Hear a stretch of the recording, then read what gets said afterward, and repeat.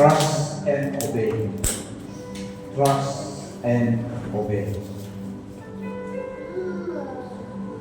Perkataan trust adalah to rely upon or place confidence in someone or something. Itu makna atau pengertiannya trust, T-R-U-S-T. Dalam bahasa Inggris, trust. To rely upon or place confidence, keyakinan in someone or something. Jadi kita percaya, menaruhkan confidence kita dalam seorang ataupun sesuatu. To place our confidence, to rely upon or place confidence in someone or something. Sepertinya waktu dalam airplane kita mau pergi ke KL, saya dapat guna kendaraan dari miring, harus pesawat. So kita masuk dalam airplane, kita percaya pada pilot itu, meskipun kita tidak kenal dia, tapi dia adalah pilot, jadi kita percaya. So kita rely, kita percaya, put our trust on the pilot, membawa kita sehingga sampai kepada destinasi kita. Obey adalah mentaati, adalah to comply with or follow the commands, the instruction, the restriction, the wishes or instruction of obey. Apa yang dikerahkan, instruction, command, jadi kita taati. So ini dua perkataan di dalam kehidupan seorang Kristen sebagai orang percaya mengikuti Yesus. Dua perkataan yang harus kita amalkan dan lakukan, trust and obey. Di dalam firman Tuhan, sebelum dulu Allah berfirman, God speak to the Israelites. Dia bicara kepada orang Israel melalui para nabi-nabi. God spoke to the Israelites through the prophet. Tetapi sekarang ini Allah bicara kepada kita melalui Tuhan Yesus Kristus. Itu dalam Ibrani 1 ayat 2. Dulu Allah berbicara. Allah itu sendiri adalah Yesus Kristus. Amen. There's only one God, true God, eternal life, Yesus Kristus. Tapi dalam Old Testament, nama dia ada Allah, El Shaddai, Elohim, Yahweh. Manifestation dia. But Yesus Kristus adalah the same yesterday, today, and forever. The only one and true God, eternal life. Nama dia dalam perjanjian baru adalah Yesus Kristus. Dan sekarang ini dalam perjanjian baru setelah Yesus datang, Allah berbicara pada kita pengikut Yesus melalui Dia, anaknya Yesus Kristus dan firman-Nya. Setelah pada zaman dahulu Allah berulang kali dan dalam berbagai cara berbicara pada nenek moyang kita dengan perantaraan nabi-nabi. Maka pada zaman akhir ini Ia telah berbicara kepada kita dengan perantaraan anaknya yang telah Ia tetapkan sebagai yang berhak menerima segala yang ada. Oleh Dia Allah telah menjadikan alam semesta. Ia adalah cahaya kemuliaan Allah dan gambar wujud Allah dan menopang segala yang ada dengan firman-Nya yang penuh kekuasaan. Dan setelah Ia selesai mengadakan penyucian dosa, Ia duduk di sebelah kanan yang maha besar di tempat yang tinggi. Firman Tuhan, karena Allah berbicara kepada kita melalui Tuhan Yesus Kristus dan firman-Nya. Firman Allah adalah flawless, yaitu reliable, dapat dipercayakan. Setiap nota, setiap titik, setiap irama, setiap perkataan yang Allah ucapkan dapat dipercayakan, reliable. Firman Tuhan katakan, the word of the Lord is flawless, dapat dipercayakan. Janji Tuhan adalah janji yang murni, bagaikan perak yang teruji 7 kali dimurnikan dalam dapur peleburan di tanah. Perkataan saraf dalam Ibrani adalah saraf, maksudnya tested, refined, and proven true and reliable. Firman Tuhan sepertinya syarat, maksudnya syarat adalah telah diuji firman Tuhan dan dapat dipercayakan karena ada firman Allah. Jadi dalam generasi kita, Allah bicara melalui Yesus Kristus, dan Yesus Kristus telah memberikan firman-Nya. Firman-Nya reliable. Rumput menjadi kering, bunga menjadi layu, tetapi firman Allah tetap. Firman Allah kita tetap untuk selama-lamanya dan tajam, lebih tajam daripada pisau yang bermata dua. So firman Tuhan adalah reliable, syarat. Nah, saudara-saudari, the word of God, firman Allah adalah seperti guiding light. God's word is His guiding light for us to know His will. Firman Tuhan adalah guiding light, cahaya yang memimpin kita mengenal kehendak-Nya, menuntun kita kepada kebenaran, truth and righteousness.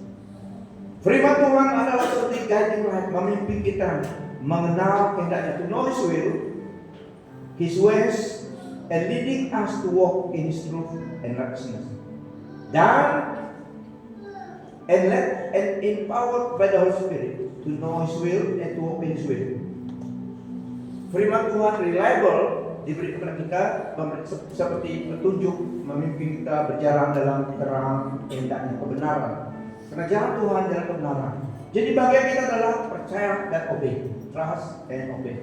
Karena semua perkataan Allah adalah reliable. Jadi Dia memimpin kita menurut firman-Nya, dan firman-Nya menuntun kita kepada kebenaran. Nah, jalan Tuhan adalah the way of God is the way of righteousness, kebenaran. Ia menyegarkan jiwaku, Ia menuntun aku di jalan yang benar oleh karena namanya. Oleh karena namanya, setiap orang mengikut Yesus dipimpin menurut kehendak Allah. Karena jalan Tuhan jalan kebenaran, righteousness and truth. Mazmur 23 ayat 3, Ia menyegarkan jiwaku, Ia menuntun aku di jalan yang benar oleh karena namanya.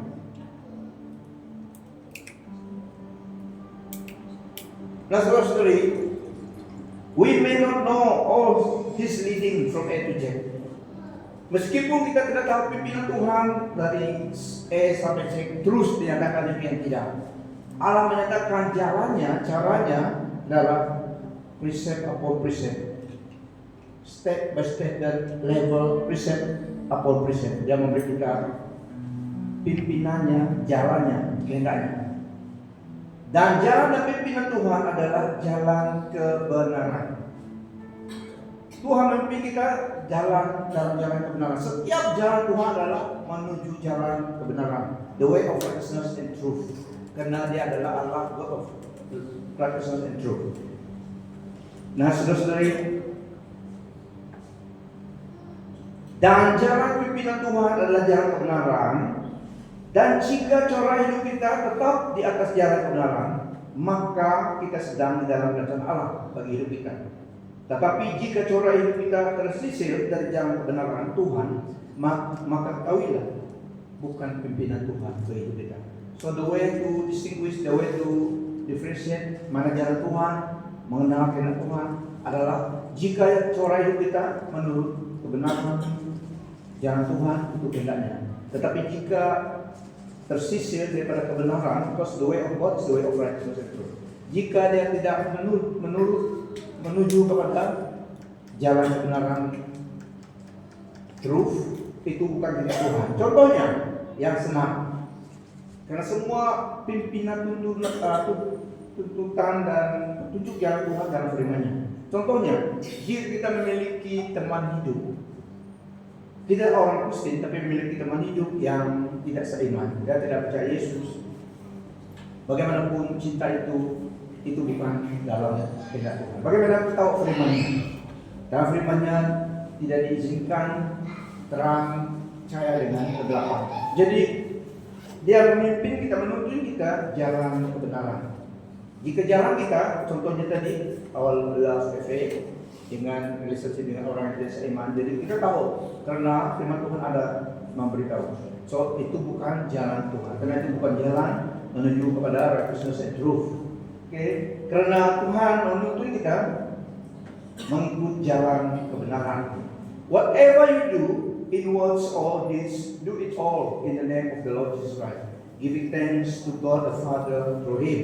Nah, segala sesuatu yang kamu lakukan dengan perkataan atau perbuatan, lakukanlah semuanya itu dalam nama Tuhan Yesus Kristus sambil mengucap syukur oleh Dia kepada Allah Bapa. Segala yang kamu katakan dan lakukan haruslah dalam nama Tuhan Yesus Kristus sambil mengucap syukur kepada Bapa kita Allah melalui Dia.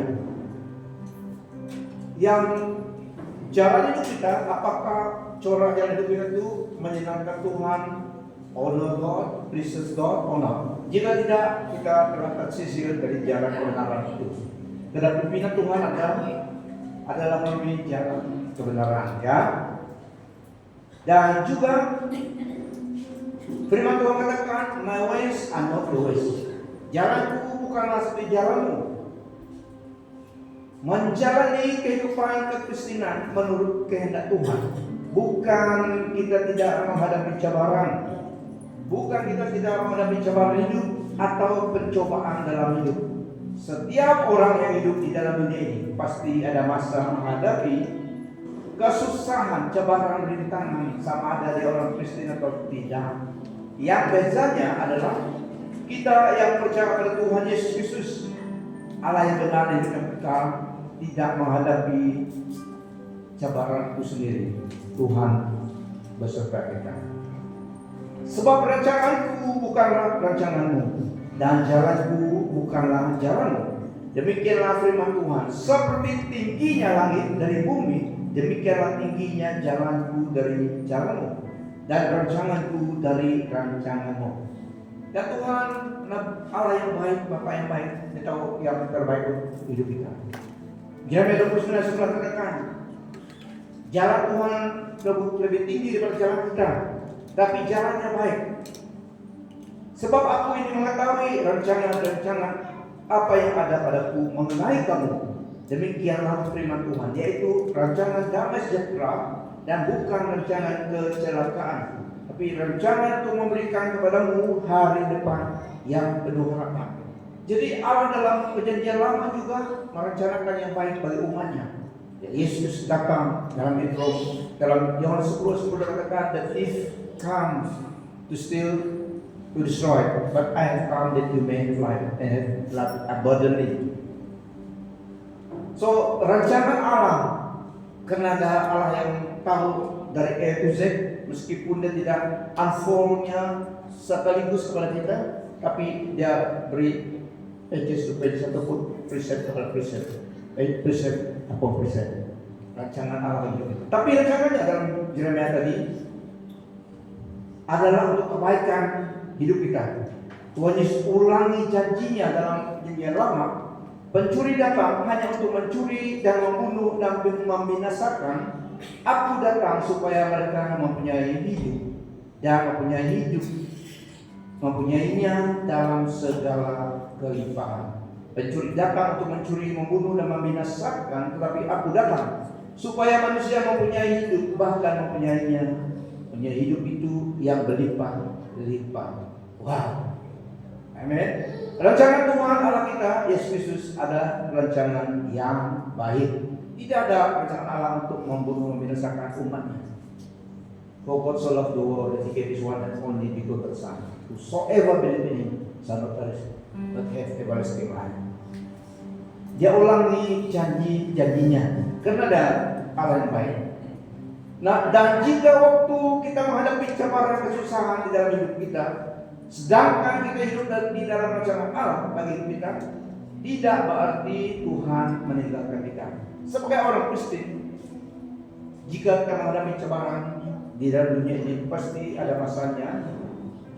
Rintangan dalam hidup ini bukan berarti Allah meninggalkan kita.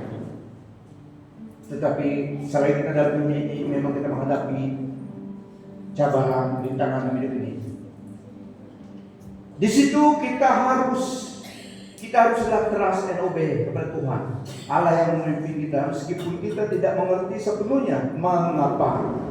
Yang pasti Dia beserta kita selalu. Amen. Yang pasti Dia beserta kita selalu, meskipun ada masa kita melalui cabaran dalam hidup ini. Orang lain tidak seperti kita, tapi pada masa itu kita mengalami cabaran rintangan. Sometimes we go God, where is God? Tapi Dia tetap Allah yang setia pada firman-Nya. Hang on. Pertolongan Tuhan pasti tepat pada waktunya. Di situ kita haruslah trust and obey kepada Tuhan Allah kita yang memimpin kita, meskipun kita tidak mengerti sepenuhnya mengapa. Yang pasti Dia beserta kita selalu. Amen. We never walk alone. Dalam Yesus Kristus Dia berkata, never will leave you nor forsake you. Ibrani 13 ayat 5. Deuteronomy 31 ayat 8. Diulangi perjanjian lama, diulangi oleh Tuhan Yesus di dalam Ibrani 13 ayat 5 mengatakan, never will leave you nor forsake you. Janganlah kamu menjadi hamba uang dan cukuplah dirimu dengan apa yang ada padamu. Karena Allah telah berfirman, aku sekali-kali tidak akan membiarkan engkau, dan aku sekali-kali tidak akan meninggalkan engkau. Sebab itu dengan yakin kita dapat berkata, Tuhan adalah penolongku. Aku tidak akan takut apakah yang dapat dilakukan manusia terhadap aku. Tuhan Yesus juga berkata dalam Matius 28 ayat 10, apabila Dia menyuruh disciples-Nya untuk melakukan mandatnya, menjadi saksinya, memberitakan kabar baik. Tenaga, prime agenda Tuhan adalah keselamatan jiwa manusia, karena Dia yang kekal. Dia mau sebanyak mungkin manusia, jiwa manusia penghuni surga, karena Dia telah membayar jalan keselamatan itu. Dia mau yang selamat memberitakan kabar baik itu, karena Yesus Kristus telah membuat jalan keselamatan, membayarnya dengan hidupnya. Dia mau penghuni dunia sebanyak mungkin mengenal bahwa Dia mengasihi mereka. Buktinya Dia memberikan hidupnya. Jadi Dia mau keselamatan jiwa manusia. Ajarlah mereka supaya taat akan segala perkara yang telah kuperintahkan padamu. Aku akan senantiasa bersamamu hingga ke akhir zaman. Waktu anak kami kecil, ada hayat hafalan dan tertulis di dinding juga, sampai mereka dewasa dan berkeluarga juga. Ketahuilah, sampai hari ini mereka ingat, saya kasih in the blank. Ketahuilah, aku Yesus, Tuhan dan Allahmu. Jadi mereka in the blank. Ketahuilah, aku Yesus Tuhan Allahmu, menyertai engkau setiap hari senantiasa sampai kepada akhir zaman. Jadi Tuhan kepada kita, Dia yang berkata, saya semua ulangi kepada kita yang percaya Dia. Dia pasti menggenapi apa yang Dia katakan. Jika kamu mengasihi aku, kamu akan menuruti segala perintahku, kata Dia. Bagaimana Tuhan Yesus menyertai kita sebagai umatnya? Melalui rohnya, Roh Kudus yang diberikan. Pribadi Yesus balik ke surga, Roh Kudus pribadi Allah datang. Itu adalah Roh Kristus, limitless, borderless, yang mendiam di setiap orang percaya. Karena Yesus itu dimuliakan dan Dia beri gift-nya Holy Spirit, mendiam di setiap orang percaya. Melalui Roh Kudus Dia beserta umatnya di dunia ini. Amen. Dia tidak meninggalkan kita sebagai anak yatim piatu, kata firman Tuhan. Dia beri kita rohnya, roh kebenaran. Jikalau kamu mengasihi aku, kamu akan menuruti segala perintahku. Aku akan minta kepada Bapa, dan Ia akan memberikan kepadamu seorang penolong yang lain, supaya Ia menyertai kamu selama-lamanya. So bukan 1-2 tahun, tapi selama-lamanya. Pastor Daud, welcome.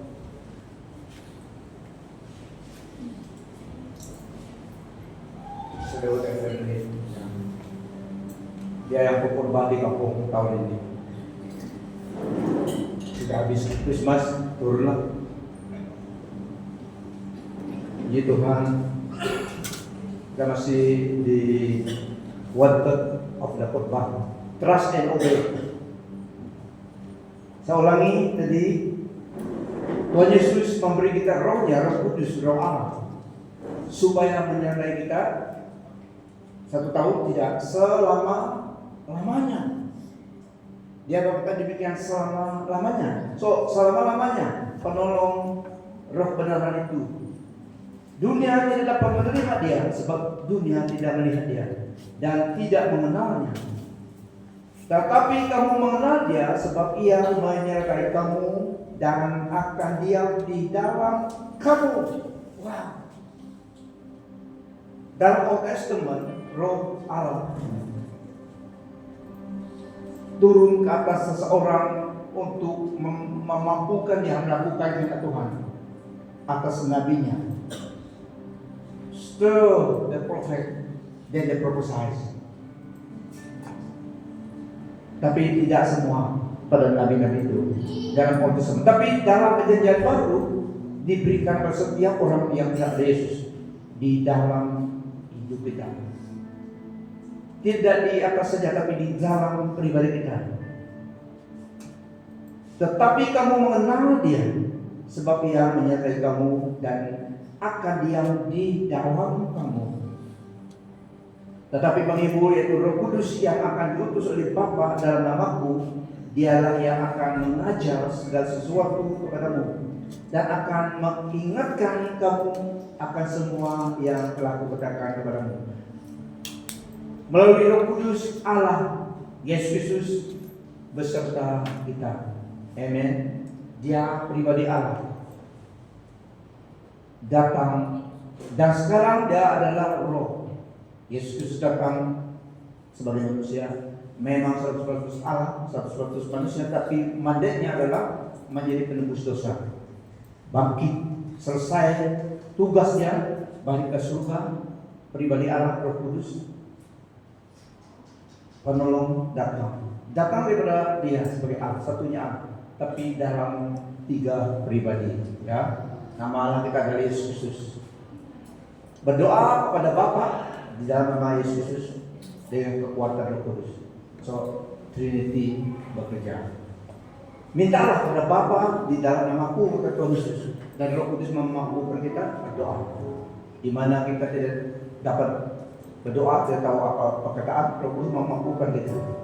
So, itu peranan Allah kita yang membimbing kepada kita. Jadi kita tidak bersendirian. So, dalam tahun 2025 haruslah kita tetap percaya bahwa Tuhan dan Allah kita adalah reliable. Dia adalah Allah yang setia dan sanggup menolong kita. Rancangannya, janji-janjinya dan firman-Nya pegangan hidup kita. Dalam tahun 2025 dia mau kita trust and obey. Dia telah meminta firman-Nya, pimpinannya tepat, penyertaannya, dan berikan firman-Nya, dan Roh Kudusnya diberikan kepada kita supaya kita bukan saja mengenal firman Tuhan, mengenal kehendaknya, tapi dimampukan untuk implementasikannya dalam hidup kita. Nah, dalam tahun 2025 haruslah kita tetap percaya bahwa Tuhan Allah kita adalah reliable. Yesus adalah yesterday, the same yesterday, today, and forever. The one and only true God. Ini pegangan kita. Siapa nama Allah Yesus Kristus? Dia adalah the one only true God. Allah yang benar dan hidup yang kekal. Itulah Allah kita. Di masa kita memahami, di masa kita tidak memahami jalannya dari ujung ke ujung, kita dapat percaya Dia dapat dipercayai dan harus ditaati. Trust and obey, inilah yang Tuhan mau daripada kita. Trust and obey Him. Pimpinannya, firman-Nya, dalam pimpinan Tuhan pasti untuk kebaikan kita dan untuk kemuliaan-Nya. Cukuplah firman-Nya penuntun hidup kita, dan Roh Kudus penolong kita yang setia memampukan kita berjalan menurut kehendak Tuhan Trust and obey. Menyenangkan Tuhan. Tanda kita percaya pada Dia. Tuhan Allah kita yang setia adanya. Dulu, sekarang, dan selama-lamanya. Amin. Tahun 2025. An abundance of His grace, favor, blessing, power to prosper, and striving.